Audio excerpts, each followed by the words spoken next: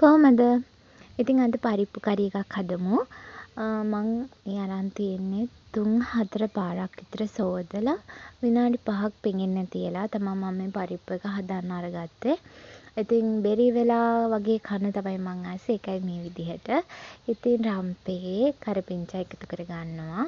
කියන්න ඕනේ මේ මං අරගෙන තියෙන්නේ දෙන්නෙකුට හරියන ප්‍රමාණයට. ඒ වගේම පොඩි බීලවණු කෑල්ලක් සුදු ලුණු තලලා අරගෙන තියෙනවා. තක්කාලි පොඩි ප්‍රමාණයක් අරගෙන තියෙනවා. ඒ වගේම නයි මිරිස් අරගෙන තියෙනවා. හොඳට ඉදුණු නයි මිරිස් එකක් හම්බුණා. ඔන්න ඒකින් කෑල්ලක් දාගත්තා. ඊට පස්සේ මේ එන සාලටයක්, ඒ වගේම කුරුඳු කැබැල්ලක් මම එකතු කර ගන්නවා. පරිප්පු එක ගානට එන විදිහට වතුර ටිකක් එකතු කරගෙන තියෙන්නේ මම.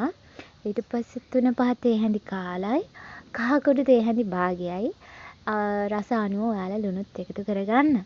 මේක මාරම රසයි නයි කොච්චේ තක්කාලි නිසා. ඔයාලා try කරලා බලන්න. ඇත්තටම අමුතුම රසයක් එනවා පරිප්පු එකකට මේ විදිහට නයි මිරිස් දාපුවාම. හරි. ඔයාලත් ඒ විදිහට try කරලා බලන්න. ඉතින් මේ ටික හොඳට කලවම් කරලා අඩු ගින්දරේ හොඳට වහලා ඉදව ගන්න.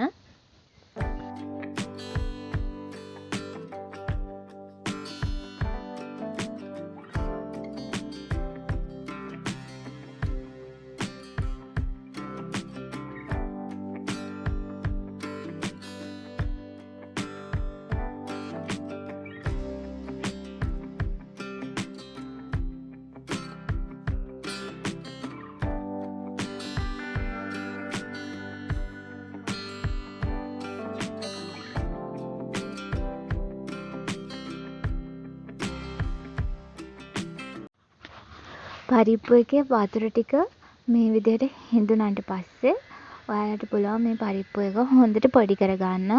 පොඩි කරගත්තාම බෙරි ගතියට තියෙනවා ලස්සනට. ඔයාලා එහෙම කන්න අකමැති නම් මේ වෙලාවෙදි පරිප්පු එක පොඩි කරගන්න එපා. මම නම් කැමති ඒ විදිහට කන්න නිසා මං ඉතින් ඔන්න පරිප්පු එක පොඩි කරගන්නවා. පොඩි කරගෙන හොඳට පොඩි කරගත්තට පස්සේ මම මේකට පොල් කිරි එකතු කරගන්නවා. අඩු කෝප්පයක් විතර හොඳ උක්කු පොල් කිරි එකතු කරගන්න. එතකොට තමයි මේ පරිප්පු කරි එකේ රසය තවත් එන්නේ. රසම රසයි. ඉතින් හොඳට පොල් කිරි එකතු කරගෙන හැඳි ගාලා තව ටිකක් වෙලා ඉදව ගන්න තමයි තියෙන්නේ. මේ වෙලාවේදී මතක් කරලා ඔයාලා ලුණු බලලා ඔයාලගේ රස අනුව ලුණු නැත්තම් තව ලුණු ටිකක් එකතු කරගන්න. එතකොට තවත් රසයි. ඉතින් හොඳට වහලා ටික වෙලාවක් කිරි ටික පැහෙන්න ඉදුණාට පස්සේ ලිපෙන් බාගන්න තමයි තියෙන්නේ. ඔයාලත් මේ පරිප්පු කරි එක හදලා බලන්න. හරිම රසට තියෙයි.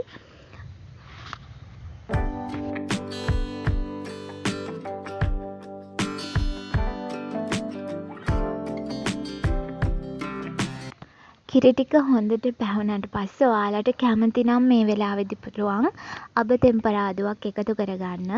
මම එහෙම කරන්නේ නෑ. මොකද මම කැමති මේ තියෙන විදිහටම රස බලන්න. මේක හරි රසයි මට. ඔයාලට ඒ වගේම තව හින්දව ගන්න ඕන නම් මේක තව ටික වෙලාවක් ලිපේ තියාගන්න. මම නම් මේ ගානට ආසයි. ඒ නිසා මම තවත් හින්දවන්නේ නෑ. මේ විදිහට හරිම රසට තියෙන නිසා.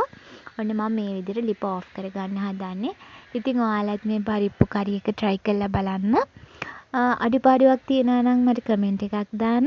ඔයාලත් මේක හදලා රසට ආවොත් ඒකත් කමෙන්ට් කරලා මතක් කරලාම කියන්න. එහෙනම් අදට ගිහින් එන්නම්. හැමෝටම සුබ දවසක්.